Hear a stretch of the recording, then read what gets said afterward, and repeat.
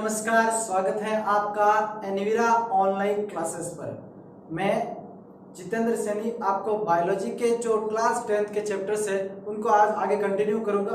हमने human system वाले chapters पढ़ा था और आज हम इंपॉर्टेंट चैप्टर पढ़ने वाले हैं, अध्याय 4, जिसका नाम है प्रतिरक्षा एवं रक्त समूह। यानी कि नॉर्मल सी बात की जाए तो इम्यूनिटी एंड ब्लड ग्रुप्स। तो इस चैप्टर को हम दो भाग में डिवाइड करते हैं। एक पे यानी कि इसके पहले पार्ट के अंतर्गत हम पढ़ेंगे इम्यूनिटी के बारे में, प्रतिरक्षा के बारे में, और दूसरे भाग के अंतर्गत हम क्या पढ़ेंगे, रक्त समूह के बारे में।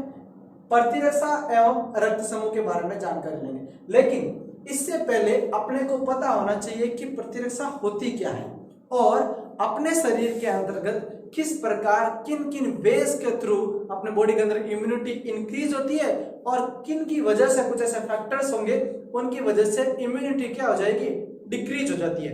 तो इनको जानने के लिए आज हम बेसिक टर्म्स देखेंगे। बेसिक टर्म्स कैसे, किन किन चीजों से बॉडी के अंतर्गत कौन से ऐसे ऑर्गन्स हैं या कौन से ऐसे पार्ट्स हैं जिनकी वजह से अपने शरीर के अंतर्गत इम्यूनिटी इंक्रीज होती है। तो चलिए पहले इसकी सामान्य जानकारी लेते हैं और इसको बड़े ध्यान से समझना है। ये बहुत अच्छा और इम्पोर्टेंट टॉपिक है और आसानी से समझ में भी आ जाता है। केवल आपका ध्यान पूरे के पूरे इस टॉपिक के ऊपर होना चाहिए। तो ये शब्दों का एक जाल होगा, क्योंकि इसमें हर शब्द में प्रतिजन, प्रतिरक्षा तंत्र ऐसा कुछ आता है। तो काफी बार हम क्या हो जाते हैं, कंफ्यूज हो जाते हैं। लेकिन कंफ्यूज बिल्कुल नहीं होना है, पूरा धैर्य और ध्यान से हर एक चीज को समझते और पढ़ते हुए आगे बढ़ना है। पिछले वीडियोस के अंदर भी हमने ह्यूमन सिस्टम के बारे में पूरा डिटेल में पढ़ा था और मैं आशा करता हूं कि आप सबने बहुत अच्छे से उसको समझा होगा। आज चलिए हम इसको आगे बढ़ाते हैं। अध्याय 4 क्लास 10 का पार्ट फर्स्ट स्टार्ट करेंगे हम, इम्यूनिटी एवं रक्त समूह, जिसे मैं यहाँ पर लिख देता हूं इंग्लिश मीडियम वालों के भी, इम्यूनिटी एंड ब्लड ग्रुप्स, प्रतिरक्षा तथा रक्त समूह। तो चलिए सबसे पहले तो बात ही कर लेते हैं कि प्रतिरक्षा क्या होती है, प्रतिरक्षा विज्ञान क्या होती है। इसके अंतर्गत प्रतिरक्षा विज्ञान यानी कि कुछ ऐसे साइंस की शाखा होगी जिसके अंतर्गत कुछ ना कुछ चीजों का हम पढ़ेंगे। क्या पढ़ेंगे, किन चीजों का पढ़ेंगे, देखते हैं क्या पढ़ेंगे कि रोगाणुओं के उन्मूलन हेतु।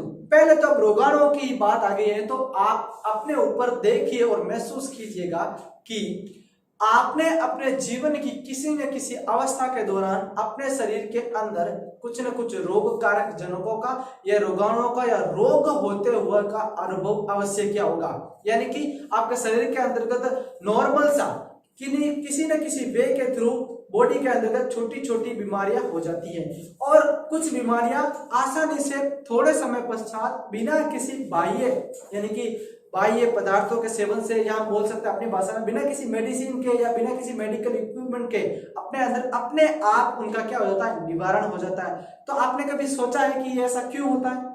क्या अपनी बॉडी के अंदर भी क्या ऐसी पावर है जिसकी वजह से छोटी मोटी कुछ बड़ी बीमारियां भी ठीक हो जाती है? क्या अपनी बॉडी के अंदर ऐसी चीजें बनती हैं या ये केवल एक टर्म्स है जो सबके साथ एक समान लागू होती है?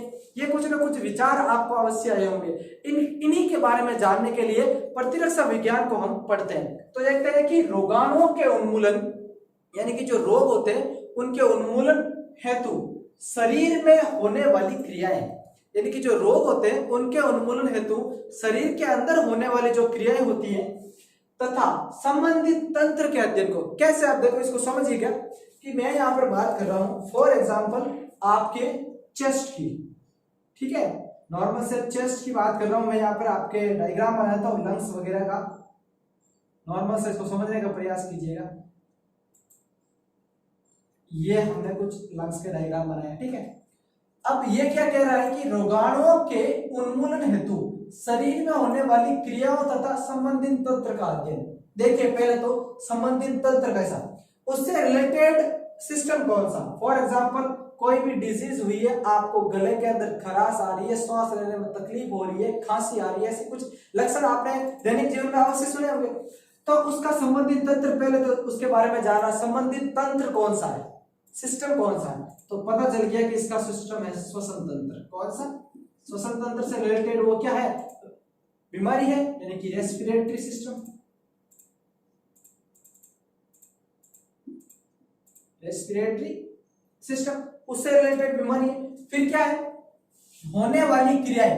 अब आपके लक्षण के थ्रू, आपके ऐसे सिम्टम्स जो नजर आ रहे हैं उनके थ्रू आपके शरीर के अंतर्गत कौन सी ऐसी क्रियाएं हो रही है जिनसे आपको असुविधा या हम बोल सकते हैं इरेगुलरिटी महसूस हो रही है, दैनिक जीवन के जो क्रियाएं हो रही है उन क्रियाओं से अलग हो रही है। तो उसके समन्वय हेतु किसी न किसी चीज का हम अध्ययन करेंगे, उस विज्ञान की शाखा को क्या बोलते हैं, प्रतिरक्षा विज्ञान। जैसे खांसी के बारे में अगर आपको पता है कि डॉक्टर वगैरह पूछता है, सिम्टम्स चेक करता है, तो वो पर्टिकुलर उस सिस्टम की तरफ जाता है, उसके बारे में जानकारी लेता है, उसके थ्रू उसके ऊपर एंटीबायोटिक्स या जो भी अपनी मेडिसिन देता है वो उसके थ्रू देता है। तो वो उसके बारे में सारे को जानने को या उसके संबंधित तंत्र को जानने को, रोगाणुओं के उन्मूलन वगैरह के जानने को, ये सारे को हम जिस साइंस की ब्रांच या शाखा के अंतर्गत पढ़ते हैं उसे हम क्या बोलते हैं, प्रतिरक्षा विज्ञान कहते हैं। बात समझ में आ गई? यानी कि कोई भी एक रोगाणुओं के उन्मूलन वाली शरीर के अंदर जो क्रियाएं होती है उसके रिलेटेड जो तंत्र होता है, सिस्टम होता है, उसके बारे में जानने को हम क्या बोलते हैं, प्रतिरक्षा विज्ञान कहते हैं। अब देखो इस इम्यूनिटी साइंस के अंतर्गत या हम बात करते हैं प्रतिरक्षा के अंतर्गत, अपने बॉडी के अंतर्गत जो इम्यूनिटी पावर बढ़ाने के अंतर्गत कुछ बॉडी के मुख्य पार्ट्स या हम बोल सकते हैं कुछ छोटे ऑर्गन्स भी हो सकते हैं, कुछ सेल्स का ग्रुप ऑफ सेल्स यानी टिश्यूज भी हो सकते हैं, ये बहुत बड़ा रोल प्ले करते हैं। कैसे, कुछ एग्जांपल्स देखते हैं। अस्थि मज्जा, जिसे हम बोन मैरो कहते हैं, क्या कहते हैं, बोन मैरो, अस्थि मज्जा। अस्थि मज्जा क्या होती है, अपने शरीर की जो बोन्स होती है उनके बीच में एक लिक्विड होता है, उसके बारे में देखेंगे आगे क्या होता है, इसके बारे में पूरी जानकारी लेंगे। वो अस्थि मज्जा लसिका पर लिपिडिक नोड्स पाए जाते हैं अपने बॉडी के अंदर, आपको पता है यहाँ पर टॉन्सिल्स के पास में लिपिडिक नोड्स पाए जाते हैं जो रोगाणुओं को अंदर की तरफ भी नहीं जाने देते हैं। और थाइमस, थाइमस हमने पढ़ा था एंडोक्राइन सिस्टम के अंतर्गत, अंतःस्रावी तंत्र की जो ग्रंथियां पड़ी थी, चेस्ट के पास थाइमस ग्रंथि होती है जो इम्यूनिटी पावर को बढ़ाती है, इसको हमने बहुत ही डिटेल से पढ़ा था। और लिवर्स है, ये सारे जो बॉडी के ऑर्गन्स होते हैं, यह ऑर्गन्स प्रतिरक्षा विज्ञान के अंतर्गत प्रतिरक्षा यानी कि इम्यूनिटी सिस्टम या इम्यूनिटी पावर को बढ़ाने में हेल्प करते हैं। तो ये तो नॉर्मल सी बात हो गई कि शरीर के अंतर्गत प्रतिरक्षा विज्ञान की। अब हम बात करेंगे कि जो प्रतिरक्षा विज्ञान होती है अपने शरीर के अंतर्गत प्रतिरक्षा की क्या क्या विधियां है, यानी कि इम्यूनिटी की क्या है, क्या अपने बॉडी के अंतर्गत ऑलरेडी इम्यूनिटी इंस्टॉल्ड है या ऑलरेडी जो इम्यूनिटी है वो बन रही है या कहीं से हम लेके आ रहे हैं, ऐसे हम समझ सकते हैं। या जो बाहर से अपने जो अंदर की तरफ इम्यूनिटी दी जा रही है क्या वो अपनी बॉडी के लिए सही है, वो किस प्रकार कोई भी एक पर्टिकुलर डिजीज के अगेंस्ट कार्य करती है, उसके बारे में भी जानेंगे। तो देखते हैं कि इम्यूनिटी होती है, जो प्रतिरक्षा की विधि होती है वो दो टाइप की होती है। यानी कि हम ऐसे अपनी आम भाषा में समझ सकते हैं कि अपने जीवन के दौरान जो अपने शरीर के अंतर्गत प्रतिरक्षा होती है, इम्यूनिटी होती है, वो दो टाइप से आती है, ये समझ लीजिए। एक तो होती है स्वाभाविक, इनेक्ट प्रकार की, स्वाभाविक बोल दो, उपार्जित नहीं, अर्जित बोल दो, ठीक है। स्वाभाविक क्या होती है, स्वाभाविक प्रतिरक्षा विधि क्या होती है कि ये अपने शरीर के अंतर्गत ऑलरेडी होती है। ऑलरेडी मतलब कि कैसे, ये अपने शरीर के अंतर्गत जन्म के दौरान ही माता से नवजात शिशु के अंतर्गत आती है, ठीक है।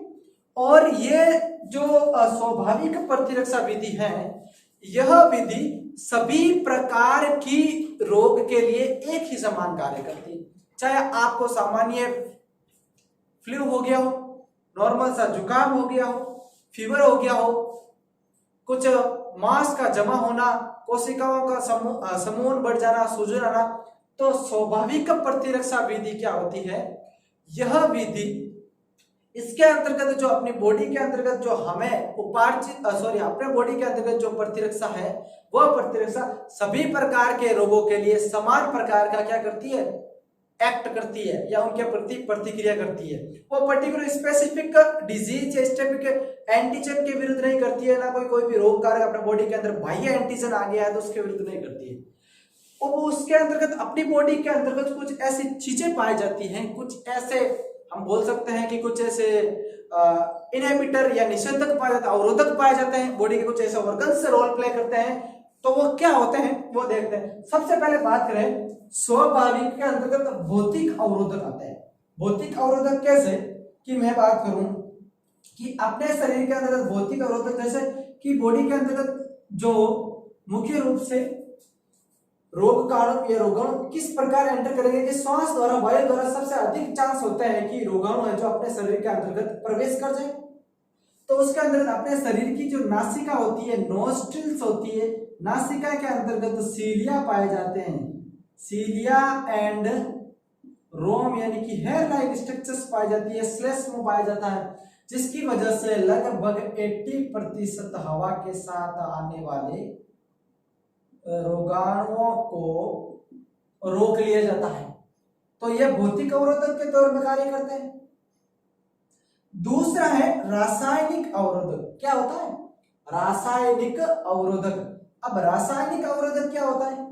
रासायनिक अवरोधन है कि अपनी बॉडी के ऑर्गन्स होते हैं उनके अंदर कुछ ऐसे केमिकल्स पाए जाते हैं, रसायन पाए जाते हैं, जैसे अपने आमाशय के अंदर HCl का होना, कुछ केमिकल रिएक्शंस का होना, जो बाई चांस अगर कोई भी छोटे मोटे कीट अपने शरीर के अंदर प्रवेश कर जाए तो HCl का यानी कि तीव्र अम्लीय भाग होता है, वो अम्लीय की मात्रा ज्यादा होती है, तो तीव्र अम्लीय भाग है, अम्ल की भाग ज्यादा है, हाई कंस्टिट्यूशन हाइड्रोक्लोरिक एसिड पाया जाता है, तो वहां से वो क्या होता है, नष्ट हो जाते हैं। तो रासायनिक अवरोधक के तौर पर भी अपनी बॉडी के अंदर ऑर्गन्स में पाए जाते हैं। और कुछ रासायनिक क्रियाएं होती रहती है जो जहरीले से जहरीले जीवाणुओं को भी मारने का कार्य कर सकती है। और बात कीजिए कुछ कोशिका अवरोधक भी होते हैं। अपने को पता है, हमने ब्लड के बारे में पढ़ा था कि WBC श्वेत रक्त कणिकाएं, लिम्फोसाइट्स कोशिकाएं वगैरह होती, जो कोशिका अवरोधक जैसे हर एक प्रकार के जो आने वाले रोगाणु या रोगकारक होते हैं उसके प्रति व्यवहार प्रदर्शित करती है, या उसके प्रति क्या करती है, अगेंस्ट में काम करती है, रोगों को मारने या नष्ट करने में मारक कोशिकाएं, किलर सेल्स बोलते हैं, भक्षकाणु कोशिकाएं, वो कार्य करती है। कुछ शरीर के अंतर्गत ज्वर या सूजन यानी कि नॉर्मल सी कोशिकाओं का अधिक सक्रिय होना सूजन को, ज्वर को बढ़ावा देता है। तो ये सारे क्या है कि वो नॉर्मल से स्वाभाविक प्रतिरक्षा विधि में आते हैं, जो माता से अपने आप ही नवजात शिशु या शिशु के अंतर्गत आती है। अब और प्रतिरक्षा क्या हो सकती है? दूसरी होती है उपार्जित प्रतिरक्षा विधि। ये तो अर्जित है, हमने अर्जित की हुई थी। उपार्जित मतलब क्या, बाह्य एंटीजन के थ्रू अपने बॉडी के अंदर बनवानी पड़ेगी, उसको लाना पड़ेगा। तो उपार्जित प्रतिरक्षा विधि क्या होती है, याद रखना। इसका एक तो यही है मेन फंक्शन कि अलग अलग, नॉर्मल सी मैं बात करूं तो अलग अलग रोगाणुओं के प्रति अलग अलग व्यवहार करते हैं। यानी कि यहाँ पर क्या था, हमने बात की थी स्वाभाविक प्रतिरक्षा के अंतर्गत ये सभी प्रकार के रोग के विरुद्ध एक ही समान व्यवहार करती है। ये अलग अलग रोगाणुओं के विरुद्ध अलग अलग व्यवहार करती है। इसको बाह्य प्रतिजन द्वारा क्या करा जाता है, अर्जित किया जाता है। शरीर के अंदर बनती नहीं है, इसको कोई शरीर से बाहर का एंटीजन शरीर के अंदर प्रविष्ट करवाया जाता है और उसके खिलाफ एंटीबॉडीज बनाई जाती है। क्योंकि हमें पता है कि टीके वगैरह लगाए जाते हैं, उनकी वजह से एंटीबॉडीज अपने बॉडी के अंदर बन जाती है और बाद में अगर वो रोग हो तो उसको वो नष्ट कर देते हैं। अब ये जो उपार्जित प्रतिरक्षा विधि होती है, उपार्जित प्रतिरक्षा विधि दो प्रकार की हो सकती है। एक हो सकती है एक्टिव वाली और एक हो सकती है निष्क्रिय, मतलब कि पैसिव। ठीक है। अब एक्टिव और पैसिव यानी कि सक्रिय और निष्क्रिय कैसे, तो सुनिएगा कि सक्रिय जो प्रतिरक्षा विधि होती है वो शरीर के अंदर प्रतिजन के विरुद्ध स्वयं प्रतिरक्षा का निर्माण करती है। कैसे? सक्रिय प्रकार की उपार्जित प्रतिरक्षा विधि शरीर के अंदर जो प्रतिजन के विरुद्ध स्वयं ही प्रतिरक्षा का निर्माण करती है। उसके लिए अपने को कोई बाह्य एंटीजन अंदर प्रविष्ट करवाने की कोई नीड नहीं होती है। ठीक है। लेकिन ये जो निष्क्रिय प्रतिरक्षा होती है, उपार्जित प्रतिरक्षा विधि, इस निष्क्रिय उपार्जित या पैसिव के अंतर्गत शरीर से बाहर से विशिष्ट प्रतिरक्षी को प्रविष्ट कराया जाता है शरीर के अंदर। यानी कि बाहर से अंदर की तरफ एंटर करवाया जाएगा कोई बाह्य एंटीजन को, उसकी वजह से बॉडी के अंदर एंटीबॉडी क्या बनेगी और इम्यूनिटी पावर स्ट्रॉन्ग होगा।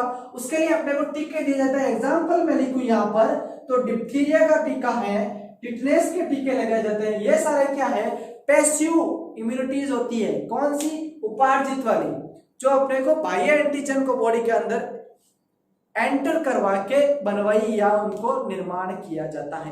तो नॉर्मल सी ये चीजें जो हमने इम्यूनिटी की सामान्य जानकारी प्राप्त की है, क्या होता है इम्यूनिटी, किस प्रकार होती है, बॉडी के अंदर किस किस वे से इम्यूनिटी आती है, इन सब के बारे में हमने देखा। अब अपने जो अगला टॉपिक वो है प्रतिजन व प्रतिरक्षी, यानी कि एंटीजन एंड एंटीबॉडी।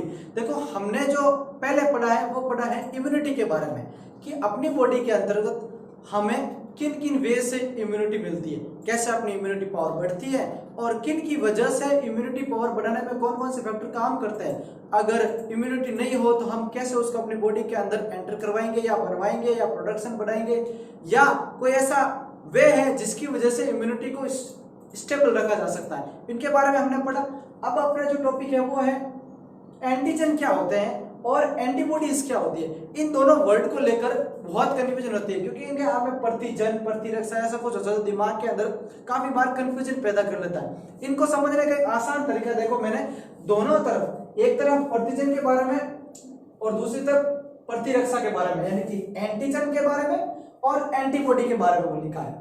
देखो, इनको समझने के लिए क्या करना है कि एंटीजन क्या होते हैं यानी कि प्रतिजन क्या होते हैं वो सुनिएगा। कि प्रतिजन होते हैं वो बाहरी रोगाणु पदार्थ होता है। याद रखना, कोई भी बाह्य पदार्थ होगा प्रतिजन, एंटीजन बाह्य पदार्थ, कोई भी बाह्य या रोगाणु पदार्थ होगा, ये 100% थंबनेल याद रखना, क्योंकि एंटीबॉडीज बाह्य नहीं हो सकती, एंटीजन बाह्य होगा। तो एंटीजन वह बाहरी रोगाणु या पदार्थ जो शरीर में प्रवेश यानी कि एंटर होने के बाद में बीटा लसिका कोशिका को, यानी कि जो बीटा लसिका कोशिकाएं होती है अपने शरीर की, बीटा लसिका कोशिका को एंटीबॉडी प्रोडक्शन के लिए प्लाज्मा कोशिका के अंदर रूपांतरित कर देता है और उसको प्रतिरक्षा के लिए अभिक्रिया करवाता है। कहने का मतलब क्या है? कहने का मतलब यह है कि मान लीजिए ये कोई एक एंटीजन है। क्या है? एंटीजन है। ठीक है, यह एंटीजन बाह्य रोगाणु पदार्थ है, ये बाह्य पदार्थ है, और जो शरीर के अंदर प्रविष्ट यानी कि शरीर के अंतर्गत एंटर हो जाएगा। मान लो ये अपना शरीर है, इसके अंतर्गत एंटर हो गया। शरीर के अंतर्गत एंटर होने के पश्चात बीटा लसिका कोशिका को, ये रही बीटा लसिका कोशिका, बीटा लसिका कोशिका को क्या करता है? ये कहता है बीटा लसिका कोशिका को एंटीबॉडी प्रोडक्शन यानी कि प्रतिरक्षी उत्पादन, एंटीबॉडी प्रोडक्शन प्लाज्मा कोशिका, यानी कि जो प्रतिरक्षा उत्पादन करने वाली प्लाज्मा कोशिका होती है, ये रही प्लाज्मा कोशिका। ठीक है, प्रतिरक्षा उत्पादक प्लाज्मा कोशिका में रूपांतरित कर बीटा कोशिका को प्रतिरक्षा उत्पादन करने वाली प्लाज्मा कोशिका के अंदर क्या कर देता है? रूपांतरण कर देता है, ट्रांसफॉर्म कर देता है। रूपांतरित कर एंटीबॉडी प्रोडक्शन है तो क्या करता है? प्रेरित करता है, यानी कि ये इसको बोलता है कि एंटीबॉडी बना। ठीक है, और विशिष्ट रूप से ये फिर अपने लिए ही उसी ही प्रतिरक्षी से अभिक्रिया करता है। कहने का मतलब यह है कि जो एंटीजेंस होते हैं, प्रतिजन होते हैं, वो बाह्य पदार्थ होते हैं। जब भी शरीर के अंदर प्रवेश करेंगे तो शरीर के अंदर जो बीटा लसिका कोशिका होती है उसको प्रतिरक्षा उत्पादन प्लाज्मा कोशिका के अंदर बदल देंगे और ये उसको प्रतिरक्षा उत्पादन के लिए फिर प्रेरित करेंगे। प्रेरित करने के बाद लास्ट में ये भी कहेंगे कि ये विशिष्ट रूप से उस ही एंटीजन यानी कि उस ही एंटीबॉडी के खिलाफ एंटीबॉडी बनाने के लिए अभिक्रिया करेंगे जो इस एंटीजन के थ्रू बनी है। बात समझ में आ रही? यानी कि कोई भी एक बाह्य पदार्थ है, ये अपनी बॉडी की क्या है? नॉर्मल सी बात की जाए तो ये अपने बॉडी की क्या है? बीटा कोशिका, ये बाह्य पदार्थ है। ये बाह्य पदार्थ इस बीटा कोशिका के पास आएगा और इसको बोलेगा, इसको क्या करेगा? इसको करेगा प्लाज्मा कोशिका के अंदर ट्रांसफर कर देगा और बोलेगा एंटीबॉडी प्रोडक्शन करो, उत्पादन करो। जैसे एंटीबॉडी बनाएगा और ये कहेगा कि जब भी आगे की तरफ ये इम्यूनिटी एंटीबॉडी बनाएगा तो मेरे ही खिलाफ, एंटीजन के खिलाफ यानी कि मुझसे ही अभिक्रिया करेगा। हमने पहले भी बात की उपार्जित वाली एंटीबॉडीज बाह्य चीजों से हम अर्जित करते हैं। बाह्य चीजों से अर्जित करेंगे तो वो पर्टिकुलर एक डिजीज के लिए ही होती है, वो उसी के लिए होती है। लेकिन अर्जित होती यानी कि जो हम माता के गर्भ से अपने अंदर इम्यूनिटी आ रही थी वो सभी प्रकार के रोगों के लिए एक ही प्रकार का वे था उसके पास। लेकिन यहाँ पर जो उपार्जित एंटीबॉडीज होती है वो एंटीजन के थ्रू बनती है और एंटीजन अपने लिए ही विशिष्ट अभिक्रिया करवाता है। सीधा सा फॉर्मूला है कि जो बाह्य पदार्थ होगा वो अपना कोई भी चीज अंदर स्टोर करेगा तो वो केवल अपने लिए ही करेगा। ये कहने का इसका सीधा सा सिंपल वे है। और ये जो बाह्य पदार्थ होते हैं, ये बाह्य जो एंटीजन होते हैं वो बाह्य रोगाणु होते हैं। भाई ये रोगाणु होते हैं जो बहुत ही कम मात्रा में, लेकिन जिसका आणविक भार बहुत ज्यादा होता है, 6000 डॉलर से भी ज्यादा हो सकता है, उनको बॉडी के अंदर एंटर करवाया जाता है और ये बॉडी के अंदर इम्यूनिटी बढ़ाने के लिए प्रेरणा देते हैं या उसको उत्पादन को बढ़वाते हैं। तो ये तो हो गया एंटीजन, यानी कि हम एंटीजन किसे कहेंगे। फिर है एंटीबॉडी। क्या होती है? अब एंटीजन तो हमें समझ में आ गया कि बाहर से आएगा कोई अंदर और उसको वो बोलेगा कि मेरे लिए ये रिएक्शन करो और प्रोडक्शन बढ़ा के एंटीबॉडीज बनाओ। लेकिन एंटीबॉडी होती क्या है? प्रतिरक्षा क्या होती है? तो देखिएगा, प्रतिरक्षा किसे कहते हैं कि वह प्रोटीन, पहला तो यही बात समझ में आ गई कि प्रतिरक्षा क्या रहेगी, कोई ना कोई प्रकार की प्रोटीन रहेगी। अब कौन सी प्रोटीन रहेगी? याद कीजिएगा, हमने सेकंड चैप्टर में पढ़ा था कि ग्लोबुलिन प्रोटीन होती है, वो एंटीबॉडीज बढ़ाती है, प्रतिरक्षा बनाती है। तो देखिएगा अभी आगे आ जाएगा कि वह प्रोटीन जो देह यानी बॉडी के अंदर उपस्थित बीटा लसिका कोशिकाओं द्वारा किसी एंटीजन से अनुक्रिया के कारण निर्मित होती है। यही तो हमने अभी बोला है, यही तो कहा है कि बाह्य रोगाणु एंटीजन है, उसके द्वारा बीटा लसिका कोशिकाओं द्वारा उत्पादन बढ़ाती है। तो यही तो यहाँ पर बोल रहे हैं कि बीटा लसिका कोशिकाओं द्वारा किसी एंटीजन से अनुक्रिया के कारण निर्मित हुई। कौन सी है? एक ऐसी प्रोटीन है बॉडी के अंतर्गत जो बीटा लसिका कोशिकाओं द्वारा बने गई है एंटीजन के अनुक्रिया के दौरान, और ये उस विशेष प्रतिजन की विशिष्ट क्या होती है? हमेशा संयोजित होती है, उसी के खिलाफ संयोजित रहेगी। ये जो एंटीबॉडी होती है, इस एंटीबॉडी को हम इम्यूनोग्लोबुलिन भी कहते हैं, जिसे शॉर्ट में आईजी के फॉर्म में हम जानते हैं। यानी कि इस एंटीबॉडी को हम इम्यूनोग्लोबुलिन कहते हैं। और ये जो एंटीबॉडी होती है, ये प्लाज्मा सेल से बनी गामा ग्लोबुलिन प्रोटीन है। ये बात हमने पहले भी काफी बार पढ़ी है और रिपीट पे रिपीट होती जा रही है कि ये जो एंटीबॉडीज होती है वो गामा ग्लोबुलिन प्रोटीन से निर्मित होती है। लेकिन एक छोटा सा क्वेश्चन जो एग्जाम के अंदर आता है और काफी बार आ भी चुका है कि पैराटोप क्या होता है? ऐसा सिंपल सा लिखा हुआ आता है, पैराटोप क्या है? What is the paratope? Paratope क्या होता है? देखो, पैराटोप होता है एंटीबॉडी का वह भाग जो एंटीजन से क्या करता है? रिएक्शन करता है, क्रिया करता है, उसे हम बोलते हैं पैराटोप। क्या कहता है? पैराटोप कहते हैं प्यारे विद्यार्थियों, जो एंटीबॉडी में पाया जाता है। कोई आपसे पूछ रहा है कि पैराटोप कहां पर, ये किसका भाग होता है? एंटीजन का नहीं होता, एंटीबॉडीज का भाग होता है। एंटीजन क्या है? बाहर से बॉडी के अंदर एंटर करेगा, क्या करेगा वो? फिर आएगा बीटा सेल्स के पास और उसको चेंज कर देगा प्रतिरक्षा उत्पादन करने के लिए प्लाज्मा सेल्स के अंदर, और बोलेगा कि एंटीबॉडीज बनाओ मेरे लिए, यानी मेरे खुद के रिएक्शंस के लिए। ये बात है। फिर एंटीबॉडी क्या थी? एक प्रकार की प्रोटीन थी जो बॉडी के अंतर्गत बनी है। किस प्रकार? बॉडी के अंतर्गत पाए जाने वाली बीटा सेल्स द्वारा किसी भी बाह्य एंटीजन की अभिक्रिया करने के दौरान बनी है, और वह उसी के लिए विशेष रूप से संयोजित होती है। अब एंटीबॉडी को आईजीबी कहते हैं, इम्यूनोग्लोबुलिन कहा जाता है। ये प्लाज्मा सेल से बनी गामा ग्लोबुलिन प्रोटीन होती है, और इसका वह भाग यानी कि एंटी बॉडी का यानी कि प्रतिरक्षा का वह भाग जो एंटीजन से क्रिया करेगा उसे हम पैराटोप कहेंगे। तो आज की क्लास के अंतर्गत हमने इम्यूनिटी के बारे में जाना, प्रतिरक्षा के बारे में, किसे कहते हैं प्रतिरक्षा विज्ञान, कैसे कैसे यानी कि कितने टाइप्स की प्रतिरक्षा अपने बॉडी के अंदर होती है, और प्रतिजन यानी कि एंटीजन और एंटीबॉडी के बारे में जाना। हम इसके आगे का जो प्रोसेस है उसको हम अगले पार्ट के अंदर पढ़ेंगे। आप इस पार्ट फर्स्ट के अंतर्गत जो नॉर्मल चीजें बताई गई है उसको आप अच्छे से समझिए।